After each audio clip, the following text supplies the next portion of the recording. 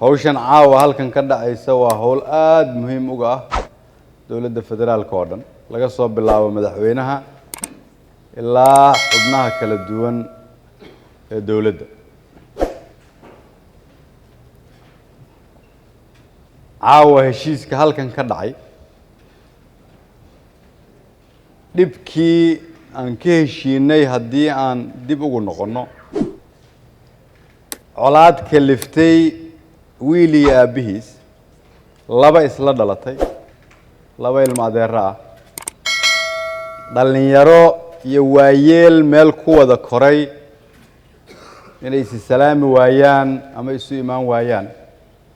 ma ka turjumayso kaliya xaraale waxay ka turjumaysaa dhib ka gaaray ummadda Soomaaliyeed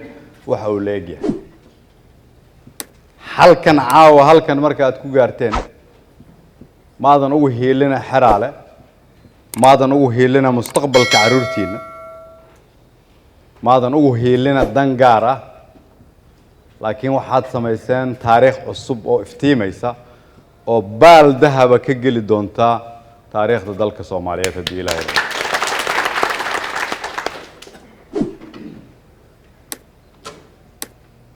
reer galmudug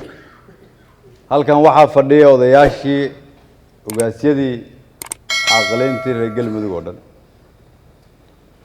waxaa laga yaabaa inay jiraan deegaano kale oo reer galmudug ah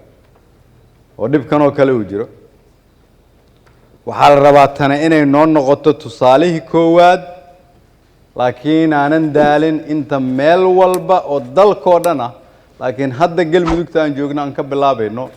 in lagu gaaro heshiisyo sidan oo kale ah oo sidii kii caawa walaalahaygii halkan ka hadlay qalbiga uga hadleen qalbiga ka yimaada haddii Ilaahay yiraahdo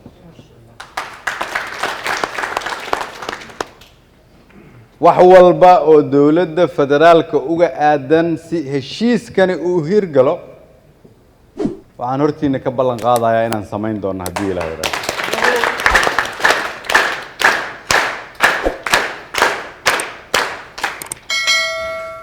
maadaama Ilaahay idinka idin nimceeyay marka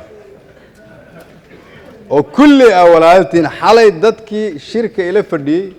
ninka mid ah yiri kulligeen walaalana kulligeen nabadda iyo horumarka iyo jacaylka inay idinka bilaabato waayo maadaama walaalnimadiina kuwa kale ay ka dhowdaan shalayto sidaan xalay idin sheegay waxba kama qaban karno xalay waa xasuusataan meeshaan joognay caawana waa aragtaan meeshaan joogno jimcahana haddii Ilaahay yiraahdo waxaan joogi doonaa meel ka sii fiican dhisidda dawladnimadu waa intaas marka dawladnimada la idin sheegayo waa intaas waa inaan ku dhiirano inaan aqbalno dhibka nagu dhacay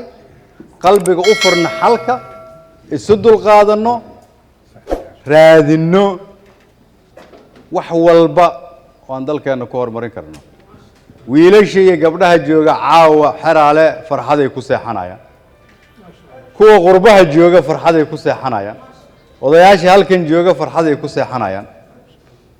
laakiin taariikhdan caawa baalka dahabka ka gashay mustaqbalkeena inaad ilaalisaan la idinka rabaa si aad u ilaalisaanna waa waxa aad kala tabanaysaan inaad iska shaafisaan dawladdu waa idin garab istaagaysaa waa idin la shaqaynaynaa marka ugu dambaysa laakiin mas'uuliyadda ugu weyn oo qalbiga la isu furaayo la isu tanaasulayo la is jeclaanayo la is walaashanayo la aqbalayo inay midnimadu xoog tahay kala qoqobnaantuna xoog tahay idinka la idinka rabaa inaad samaysaan